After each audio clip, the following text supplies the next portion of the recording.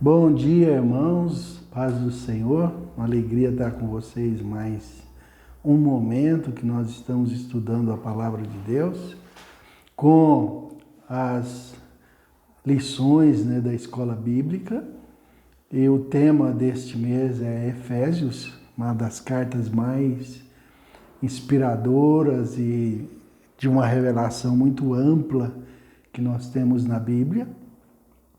E a gente tem todo um discorrer dessa carta nesse trimestre.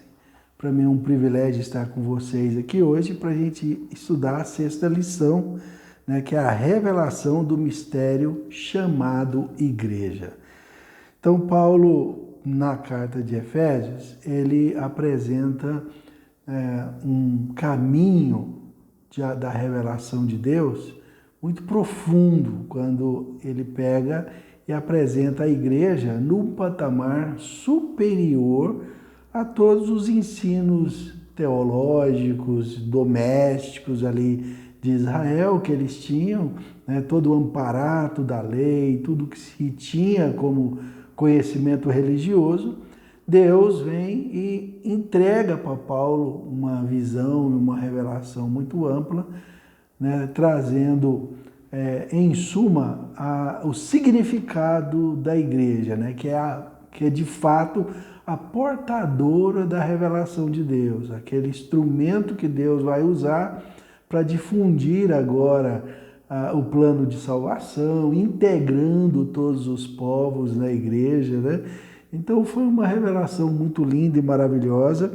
E eu quero ler o texto bíblico de Efésios que nós vamos fundamentar esta aula de hoje, que está em Efésios capítulo 3, versículo 3, 5, 10, 11 e 12. Diz assim: Como me foi este mistério manifestado pela revelação, como acima em pouco vos escrevi, o qual noutros séculos não foi manifestado aos filhos dos homens, como agora tem sido revelado pelo Espírito aos santos apóstolos e profetas, para que agora pela igreja, a multiforme sabedoria de Deus seja conhecida dos principados e potestades do céu, segundo o eterno propósito que fez em Cristo Jesus, no qual temos ousadia e acesso com confiança pela nossa fé nele. Queridos, que palavra assim muito nobre, muito grande, reveladora, que é justamente apresentar algo que antes desconhecido, de todos, e Paulo chama agora essa revelação de multiforme sabedoria de Deus, ou seja, Deus na multiforme nas múltiplas maneiras dele de se revelar, ele organiza e cria o mecanismo igreja, claro, através de Jesus Cristo, isso tipificando o corpo, Cristo, o cabeça, ou a cabeça, e todos os povos, todas as tribos, línguas, nações, todos que creem nele, passam a ser membros deste corpo, ou seja, integrar o corpo de Cristo, que é tido e explicado por Paulo como igreja. Então, a multiforme sabedoria de Deus revelada nisto trouxe uma dimensão superior a tudo que se havia ensinado. Por quê? Nós temos um contexto de ideia religiosa nesse período aqui, irmãos, principalmente os detentores da Bíblia, do Antigo Testamento, o povo hebreu, os judeus, de que eles eram uma classe superior, a elite escolhida por Deus, e todos os outros povos inferiores, que deveriam servi-los, serem escravos deles, e aderirem à fé, por um caminho de proselitismo, para poder usufruir da herança, da bênção de Deus, mas nunca seriam parte do povo eleito. O prosélito não é justamente um eleito como Israel, todo judeu, né, na ideia deles. É alguém que foi aceito, agregado, mas, né, não tem todo o privilégio. Agora, na revelação que Deus traz a Paulo, a situação muda, porque Deus pega e nivela todos num patamar de graça, de bênção, de unção, e dá a oportunidade para que essa bênção, né, de ser eleito, de ser aceito, de ser chamado filho de Deus, se estenda a todos os povos. Não fique sendo o privilégio de uma única nação, como era a ideia de Israel, né? Na verdade, se a gente for pesquisar e analisar toda a Bíblia no Antigo Testamento, inúmeras vezes Deus dá esse vislumbre, né, do que ele queria através da vinda de Jesus, salvar todas as nações, que todos os povos entendessem a grandeza de Deus. A ideia de Deus mesmo no Antigo Testamento sempre foi apresentada desta forma que Paulo apresenta aqui na carta, dizendo que a igreja ela é superior à eleição de Israel. Por que superior à eleição de Israel? Porque na escolha, ou seja, na eleição que Deus faz através da igreja, ela é uma eleição ampla que atinge todas as nações. Israel, quando se tem a eleição de Israel, e vamos pensar quando Deus chama Abraão e diz, olha, eu te abençoarei, né, e em ti serão benditas todas as famílias da terra, abençoarei quem te abençoar e amaldiçoarei quem te amaldiçoar. Então está dando a Israel, a descendência de Abraão, uma proeminência sim, né? Mas até onde essa proeminência foi? Até a cruz, né? Até o momento que Jesus rende-se, entrega a vida dele por nós, perdoando os nossos pecados, redimindo a todos, aceitando que cada um que crê nele tenha o direito de ser chamado filho. Aí sim, a proeminência da eleição de Abraão, ela nivelou, né? Então, todos os outros povos que creem em Cristo, no momento que se estabeleceu a igreja, todos passam a ter o mesmo privilégio, ou seja, o mesmo acesso à graça, o mesmo acesso ao perdão, o mesmo acesso às revelações de Deus, ao conhecimento de Deus, o mesmo acesso para ser aceito, né, quando orar, a mesma possibilidade de ser perdoado quando se arrepende, né? Então ali a cruz de Cristo ela foi esse divisor, né? Quando ele estabelece, vence a morte, ressuscita e inicia todo esse processo de igreja que Paulo passa a ter essa revelação, dizendo que estava oculto antes, mas agora revelado, né? Para que nós pudéssemos entender que todos nós temos esse valor, né?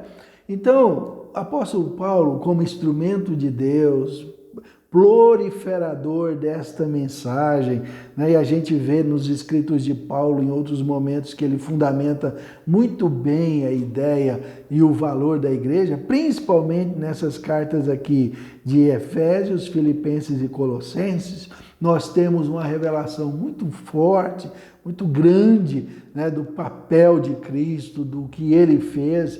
E a gente desconhece o escritor de Hebreus, mas também Hebreus, ele trata muito dessa questão da supremacia de Cristo a todos os outros demais do Antigo Testamento, né?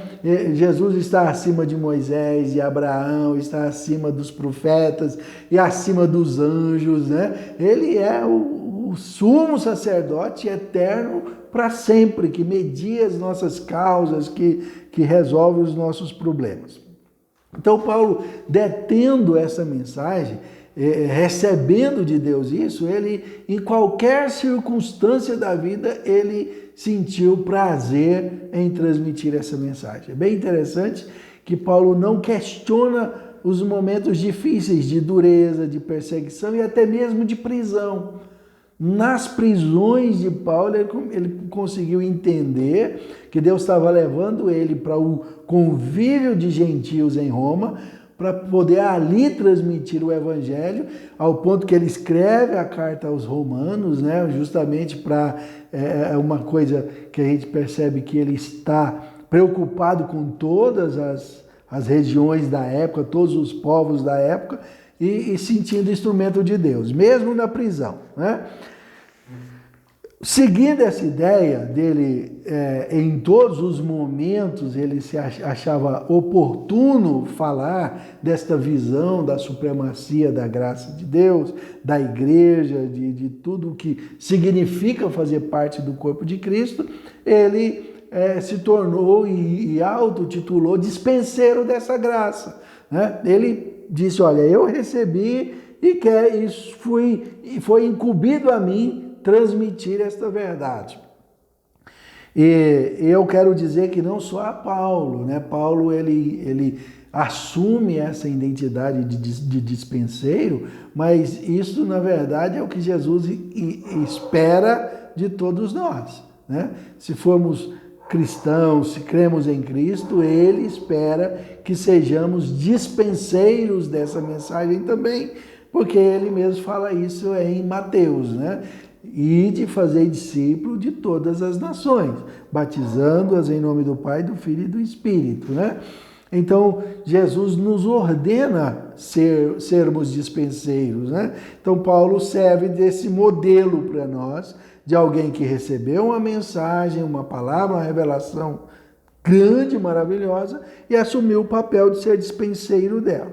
Além dele se encaixar como dispenseiro dessa revelação, ele entende que ele é embaixador, né? Ou seja, um representante dessa revelação, representante do reino, né? Com o privilégio de transmitir essa mensagem a todos os santos.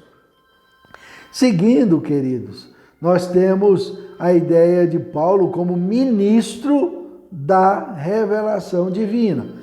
Sendo ministro da revelação divina, ele entendeu o mistério que teve oculto, ou seja, esta verdade que antes obscura, né? As pessoas não conseguiam entender que Deus, através de Cristo, estava formulando um processo de salvação para atingir a todos.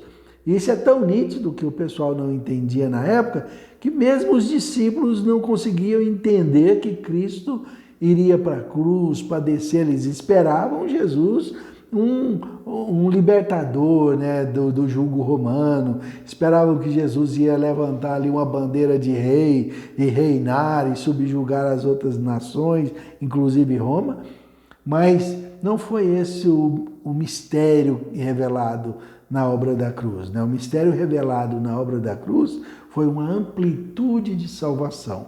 Foi um modelo que Deus, através de Cristo, consegue alcançar a todos, perdoar a todos, né? Ir de encontro a todos. Isso é muito lindo, queridos. Por isso que a obra de Deus na igreja, o que o Senhor faz através da igreja, não que a igreja, que eu vou dizer, a igreja como visão de Deus, ela é perfeita. Agora, quanto da atuação nossa como parte da igreja, existem falhas, né? Então, eu quero dizer que a obra de Deus através da igreja foi muito linda, perfeita, mas se você vier fazer parte da igreja, você vai encontrar algumas coisas difíceis, problemas, né, dificuldades, pessoas que você tem que relacionar, pessoas que você vai ter que perdoar, ter que amar, né? Então, a igreja não está isenta de problema, ela é perfeita como um plano salvador. Mas para a gente viver esse plano, caminhar nesse plano, nós vamos encontrar adversidades, dificuldades, resistência espiritual, nossos desejos pecaminosos, que vamos ter que lidar com isso, né? Então, mesmo que eu esteja aqui falando o quão lindo é a visão da igreja, não quero ludibriar ninguém de dizer, venha fazer parte da igreja que seus problemas todos vão cessar. Tá? Não, não é isso. É fazer parte de um plano de Deus para redimir você, para perdoar seus pecados e te dar direito, né, de herdar a vida eterna, de receber mais e mais de Deus, tanto aqui como no futuro, na eternidade, né? Isso é fazer parte da igreja, é saber que nós estamos dentro de um propósito divino, não que nós estaremos isentos de adversidades e dificuldades. Prova disso que o Paulo, que recebe esta visão maravilhosa da grandeza da igreja, passou por inúmeras dificuldades, né? Perseguições, apedrejamento, chicoteios, né? E não só isso, foi preso, degolado. Então a gente percebe que a obra da cruz, o plano de Deus através da igreja, que é lindo e maravilhoso, não te isenta de dificuldades e não te isenta de problemas, mas te dá condição de fazer parte do maior projeto que a gente possa pensar no mundo, né? Que é fazer parte da igreja, do corpo de Cristo, ser salvo, governar com Ele na eternidade.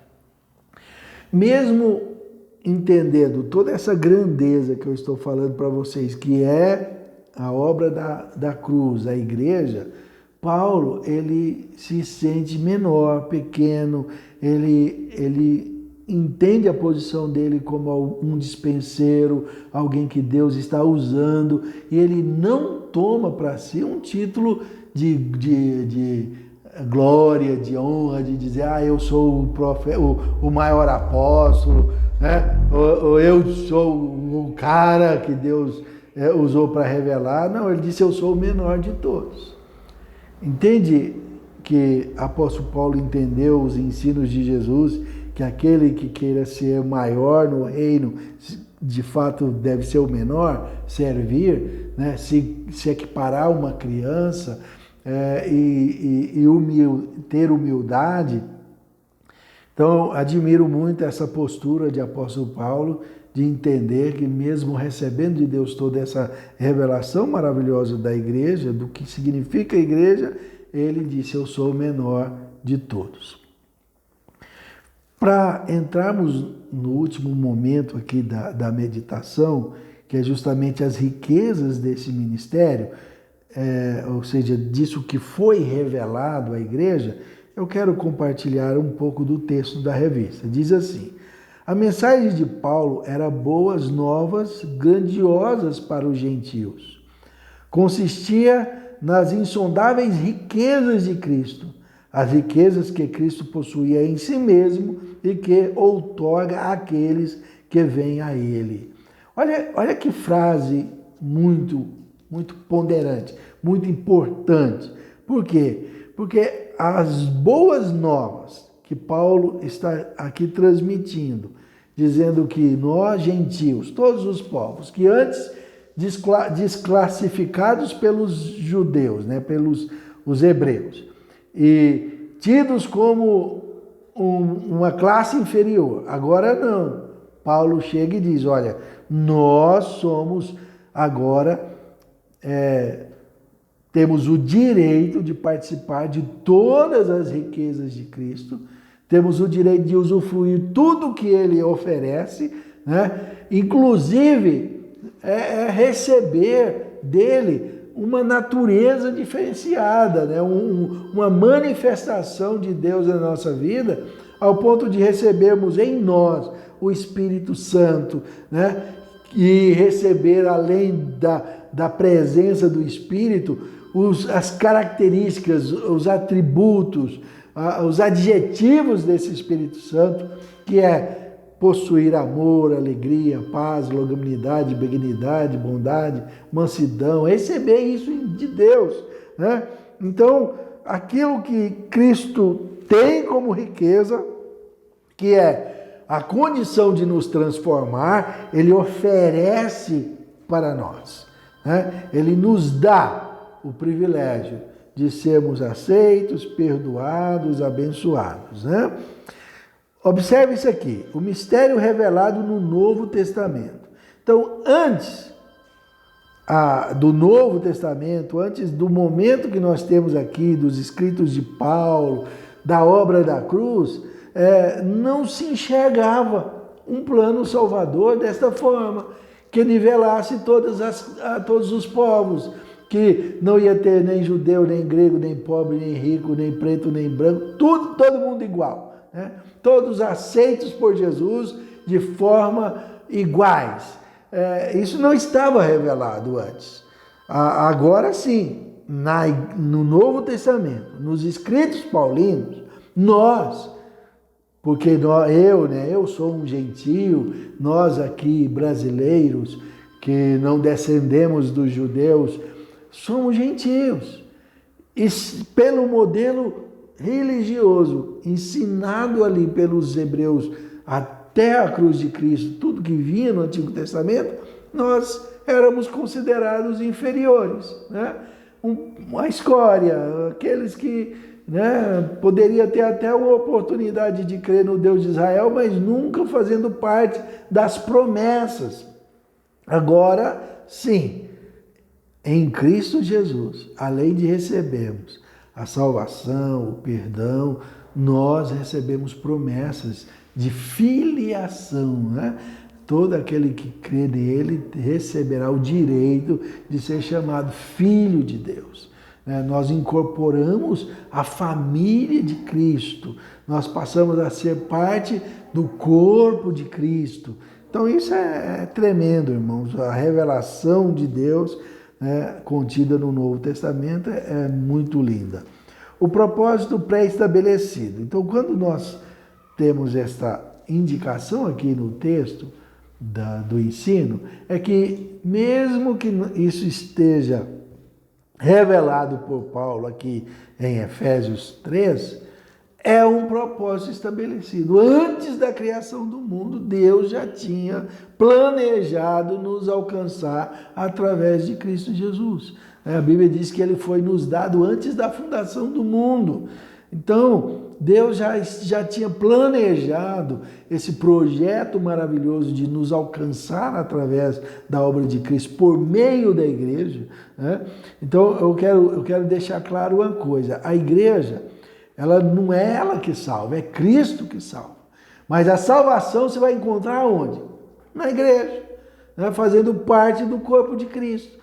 Não que é a igreja que vai te salvar, é Jesus que vai te salvar. Mas para você encontrar Jesus, o caminho mais tranquilo, mais fácil, é através da igreja. Senão, você vai ter que passar por algumas situações, né? O Deus enviar um anjo te revelando alguma coisa, um acidente para você cair lá numa UTI e de repente refletir e falar, opa, eu preciso de Deus. Agora, não precisando... Na verdade, nós não precisamos passar por nada disso se nós optarmos em irmos à igreja, servir Jesus, caminhar com os que caminham, andar com os que andam com Jesus, amá-lo, né, como todos os que o amam. Então eu te desafio a caminhar em direção ao Senhor Jesus, fazer parte da igreja, porque na igreja este plano salvador, essa revelação que Cristo é aquele que nos alcançou, que perdoou nossos pecados, está disponível. É aquilo, é isso que nós temos como função de ensinar, né? O papel da igreja é falar para você, para todos nós, que Jesus nos ama, que Ele salva, cura, perdoa, liberta, batiza com o Espírito Santo. Esse é o foco central da igreja. Transmitir Jesus para todos os demais, né? Então, faça parte disso, entenda o quanto o propósito de Deus em criar a igreja é algo sublime e nobre, e se alguém que me ouve ou vai assistir esta chamada, esse vídeo em algum momento e não esteja fazendo parte da igreja, corpo de Cristo, eu quero te desafiar, corra. Vá correndo, né, até Cristo, viva a fé em Jesus, busque uma igreja e entregue sua vida a Jesus, porque é através da igreja que esse plano maravilhoso de Deus de nos salvar através de Cristo é revelado. Amém? Deus abençoe a todos. Te desafio a confiar e a prosseguir buscando a fé em Jesus. E no mais, Deus recompense-nos sempre. Amém? Deus abençoe.